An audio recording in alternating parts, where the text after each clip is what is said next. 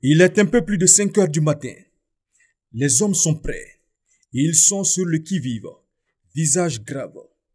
Il leur a été signalé le jour d'avant la présence d'éléments du mouvement salafiste pour la propagation de l'islam progressant sur l'axe Lomo-Atieguakro et Lomo-Gourouminakro, après la prise du village de Lomo Nord.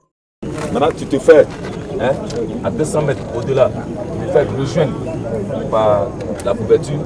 De façon concrète, il s'agit pour le commandant d'unité élémentaire d'infanterie de mener des combats de jour comme de nuit dans le cadre d'un bataillon ayant reçu pour mission de rechercher et détruire un ennemi asymétrique.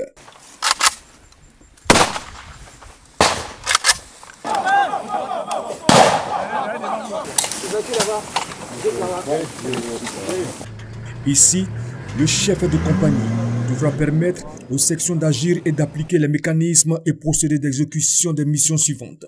Éclairer, reconnaître, appuyer, fixer, couvrir, détruire et surveiller.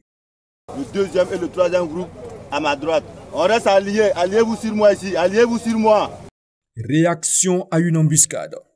Infiltration par section accolée. Réduction d'une résistance localisée. Relèvement par dépassement. Désarmorçage d'un engin explosif improvisé. Le groupement tactique interarmé à dominance infanterie a fait montre d'une habileté dans l'utilisation des armes et du terrain afin de venir à bout d'un ennemi camouflé. Il fallait aborder tous les cas d'ordre programmés avec habileté, mais surtout précaution. Combat de localité, contre-terrorisme et libération d'otages, réalisé à la perfection par les éléments du 1er bataillon de commando et de parachutistes. Tir de précision sur blindé, montée d'une arme par les forces spéciales. Ce scénario qui frise la réalité de nos armées au sud du Sahara a été mis en œuvre par le Bureau Opération de l'État-major général des armées. Ceci pour accoutumer les hommes aux incidents de type asymétrique. Le clou de l'exercice a été la démonstration par les forces françaises en Côte d'Ivoire de la réduction d'une résistance localisée par une section en assaut sous blindage de véhicules avant blindés. Cet exercice tactique vise à mettre en œuvre les techniques de combat d'infanterie en zone urbaine, de lutte contre rébellion, de sauvetage au combat et de gestion de foule ou encore à gagner en rusticité et en aisance de commandement sur un terrain difficile durant 2 jours sans discontinuer. Il a mobilisé 500 hommes, plus de 500 armes individuelles de poing, 22 véhicules légers tout-terrain et 4 blindés de forces spéciales. La 24e conférence des parties COP24 sur le climat réunit plus de 190 pays dont la Côte d'Ivoire, pays ayant ratifié la Convention des Nations Unies sur les changements climatiques.